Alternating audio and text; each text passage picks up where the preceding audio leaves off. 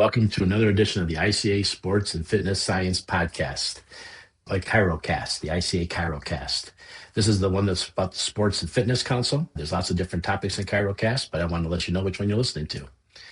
I'm Dr. Brant Hulsebus, chiropractor here from Rockford, Illinois, and I'm on the board of the ICA Sports and Fitness Science Council, and I'm joined by my good friend, Dr. Kevin Jackson, who's also a board member out of York, Pennsylvania. You want to say hello again? Hello, and thank you for having me again, Brant. Well, we dove into a topic that's really on the front runner of everything going on with chiropractic and sports. Everyone's talking about head injuries. And I know that you've always talked about concussions are a big deal, but subconcussive stuff is really stuff that's right up the chiropractor's alley and not being noticed. So I would invite you, if you're just tuning in to this podcast, to go back and listen to the previous podcast. We talked about subconcussive injuries versus concussions. We talked about sideline evaluations. How do you, if you're at a sporting event, if you're at a little league baseball game and you suspect someone has subconcussive injury, how do you go about assessing them? Did I leave anything out that we covered last time? Nope, I think that's it. Okay, so we ended last time right before Dr. Jackson was going to tell us about how he goes about. Now, looking at this, now we found the subluxation, we did our sideline evaluation. Now we want to do a chiropractic adjustment. And we want to talk a little bit about what we don't want to do on the sideline for someone we've never seen before, and what we do want to do on the sideline for someone we've never seen before. And so why don't you go ahead and walk us through? You've done your analysis, you found out this person has an injury to their upper cervical spine, and now you want to help them. Okay, so just to backtrack a little bit, run a sideline.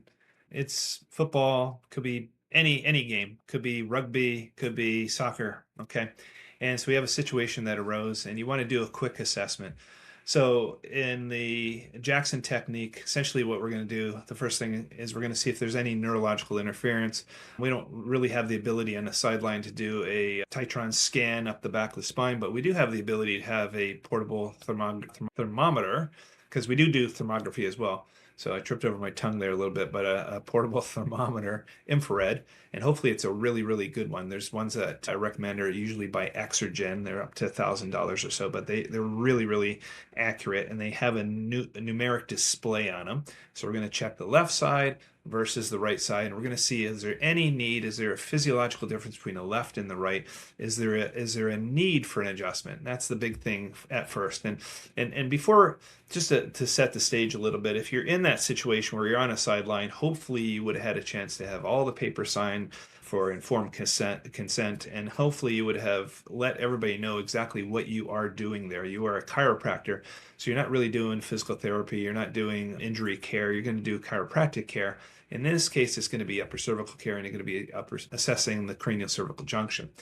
So once you establish that someone was in an impact and they want to get checked, and knowing that there's all the eyes of all these spectators on you, and the parents and the coaches and the other kids, what I really like about this technique is that it's gentle, it's precise, and it's using an instrument. If there's no electricity available, it's going to be an activator that you can use. If you do have, power available to you and you have a little station, let's say on the sidelines, you can use your orthostim or an electronic type device. So essentially what you do is you go through the ranges of motion. I'm just going to go over that real quick. So let's say there was a deficit between the left and the right, and you establish that, hey, there is more heat on one side versus the other. We're going to put them through a really quick range of motion analysis. And if you're working with kids, you're going to have to lead them through the whole thing. The first one to access the occiput is going to be just extension as far as you can possibly go, and then flexion as far as you can possibly go. And if there's any biomechanical interference, you're going to either have stiffness when you go back or stiffness when you go forward. And what happens is what the biomechanics that are most affected by extension or flexion is going to be the occiput is rocking backwards on the atlas, or it's rocking forward or into flexion on the atlas. But if there is stiffness in that area, if it's in extension, you're going to adjust the occiput into extension. And if it's into flexion, you're going to adjust the occiput into flexion. Okay, and the protocol for that is this: is if, let's say, you establish that there is a stiffness in extension, you're going to adjust at T1, C5, and occiput all into extension. And if it is into flexion, you're going to adjust at C1, C5, and occiput all into flexion. And if you want more details on that, you'd have to take a look at my website, and we give it to you at the end of the podcast. If that didn't work, let's say you went ahead and you did extension and they were stuck in extension, you went ahead and adjusted them into extension and it didn't clear, then you would move down to Atlas because the primary mover into extension or flexion is going to be the occiput, the secondary is going to be the Atlas. And let's just say, for the sake of discussion today, that you're stuck in extension, the person goes put their head back and it's really kind of stiff going back. Then what you would do is you would contact the site of laterality of the Atlas and you would rotate or torque into extension. And the hope is that once you torqued and you did the laterality on that one side, that would take care of Atlas. There's a lot of discussion of why and how that needs to be, but that's just how easy it can be. That a kid comes off and they're stuck in extension, you go ahead and you adjust them into extension with the Atlas and it clears out, and then you do a post test with the Atlas fossa testing and it was clear. But what we just gave an example of is a clear biomechanical restriction and a clear neurological dysfunction. And that's important for patients to know. There's so much that needs to be learned to communicate that. But let's say you were successful at communicating to the player themselves, the coaches, and the parents. You would have yourself quite an accomplishment if you could do that. A lot better than, let's say, you laid a patient down, and you did a double rotary break after palpating them, and someone fainted in the crowd, someone got turned off and they left, someone started yelling at you from the crowd. But basically, what it is, if you set the stage as to what chiropractic is and what chiropractic isn't, what a subluxation or a subconcussive impact is and what it isn't, what a neurological assessment is and what it isn't, and what a biomechanical adjustment is and what it isn't, then you got yourself some good stuff going on. I found this, and I still have it today, and I haven't taken care of the Little League football team for 2 years. I still have, just last week, just on Friday, I had 3 people that came in just from that football team. And both, I had 2 parents, and the children wasn't even there. And the other one was a child who did come in and is still under care from that. But if you can educate what it is that the cranial cervical junction is and what it does and how important it is as far as athletic performance is concerned, academic performance, emotional performance, you have patients for life.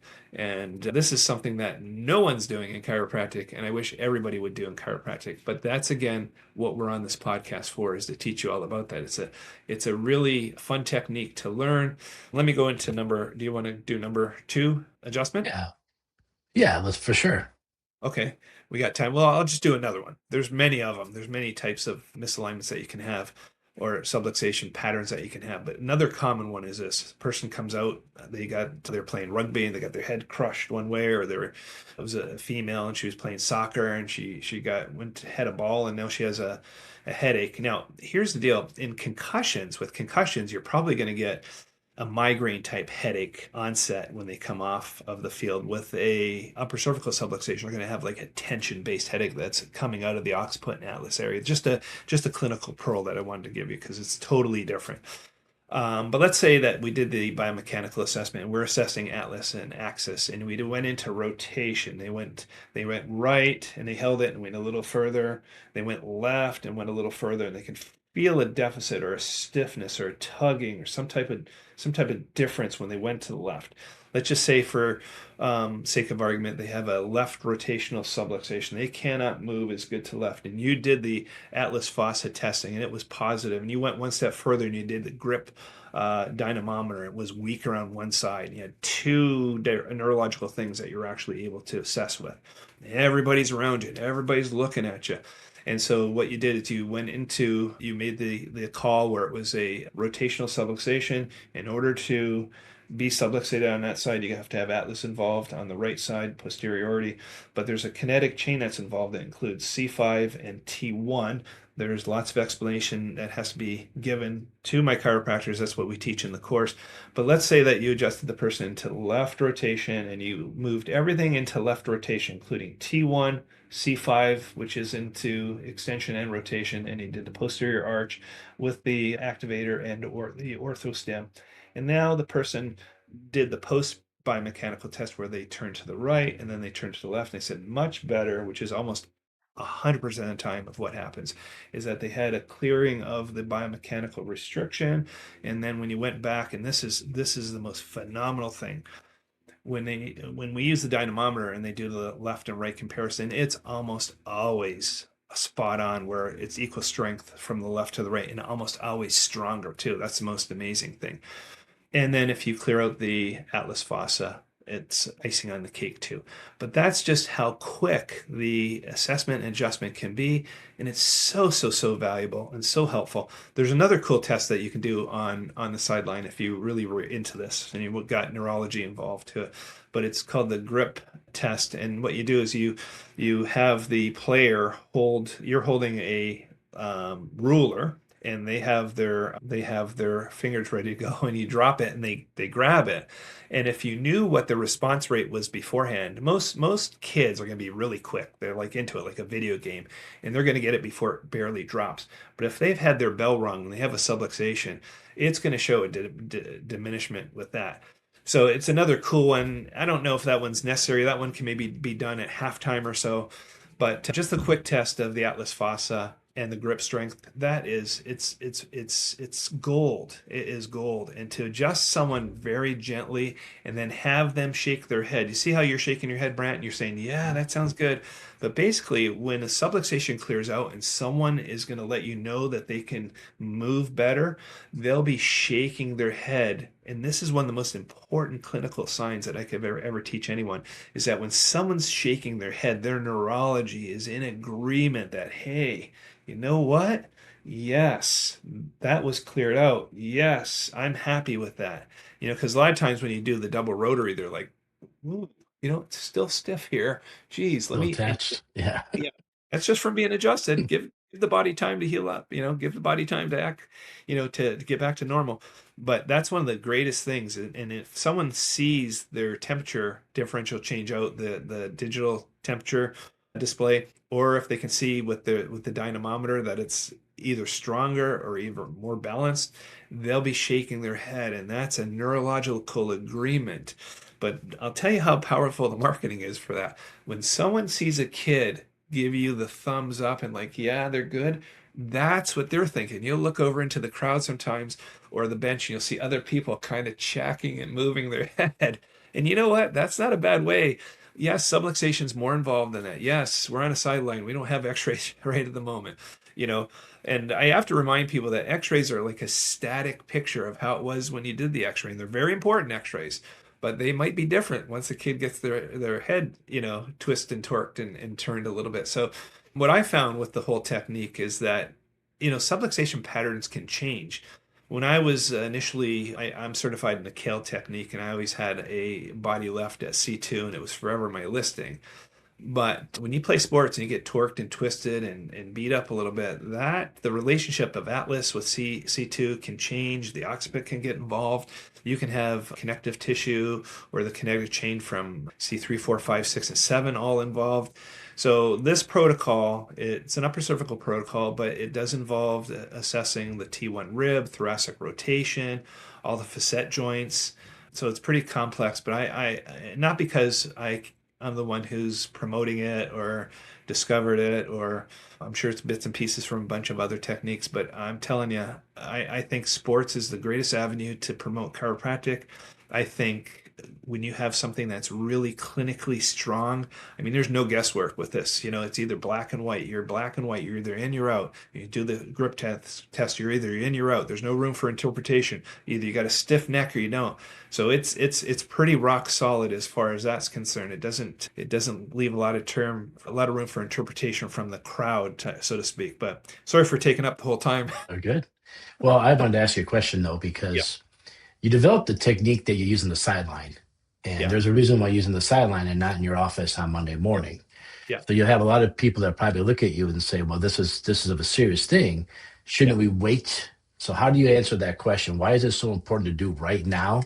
And obviously on Monday, you can do a deeper dive into your clinic, a lot more testing and a lot more tools available to you. Yeah. But why the necessity of right then and there? Well, like I say to everybody, nerve dysfunction, the nervous system is what runs your body. It is the functional component for breathing, for reaction time, for your heart working. I mean, it's just very, very important. And there's no, it's like holding your breath and not getting oxygen. If you don't get nerve supply, you need to have it restored as quickly as possible. And if we can do it under safe circumstances, if we're safe, if we're able to determine when, a head impact is actually an emergency versus a subluxation, and if you can restore that function back to normal, it has to be restored right away. Being without nerve supply for 1 second is too long in my books, and that's what I like to teach people, is that nerve supply is an emergency situation. Yeah. So you've come across some people over time that said, well, why don't we just wait until tomorrow when the clinic's open? Or why don't we wait to have somebody else look at this? And trying to stress the importance of the faster we take care of this, the less damage it's going to cause. Absolutely. Even if you left nerve supply out of it and you just talked about ligaments and tendons and the healing process, of course, the quicker that you can get alignment back where it needs to be, the better it's going to heal into a better biomechanical position. I'm ever at a sideline with you, you'll have to remind me that you want people to watch you, because in the professional level, when the medical doctors go on the ice to help somebody, my job is to stick my rear end out so nobody can record them while they're working on the player. I've learned to get in the way. So I will promise I will try my hardest to remember to stay out of your way so you have an audience. Yeah, audience is very, very important with this one because optics are very good. And or you should make the optics of what you're doing very attractive. And that's what this is all about too, is it's safe, it's objective, and it's just it looks nice too.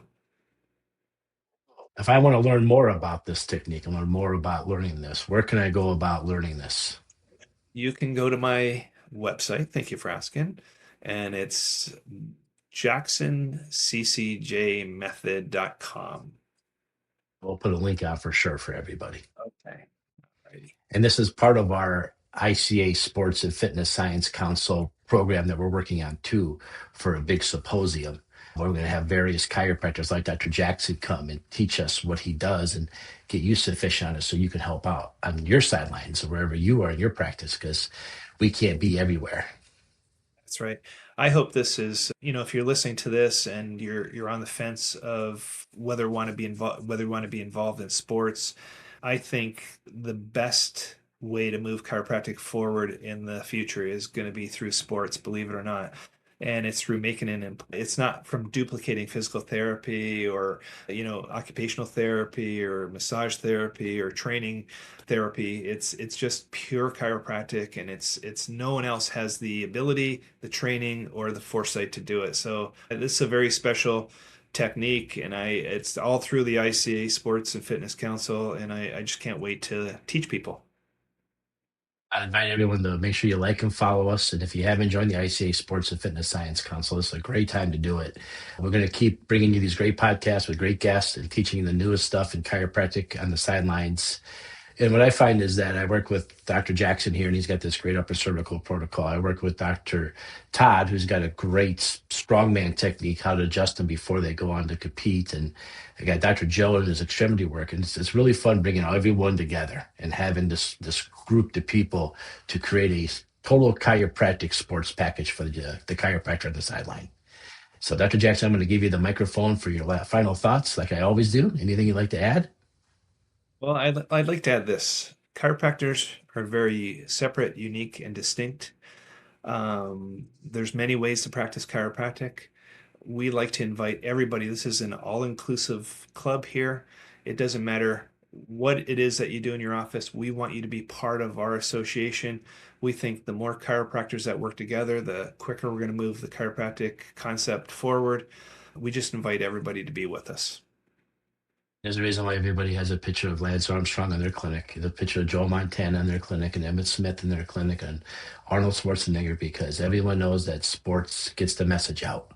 There's a reason why there's activism in sports. So if every team had a chiropractor in every level and every league, it would be an amazing way to spread our word. So thank you for what you do, Dr. Jackson. We appreciate you. And like I said, please like and subscribe and come back and we'll do more of these podcasts. Thank you. Thank you, Brant, for everything that you do. Appreciate you much.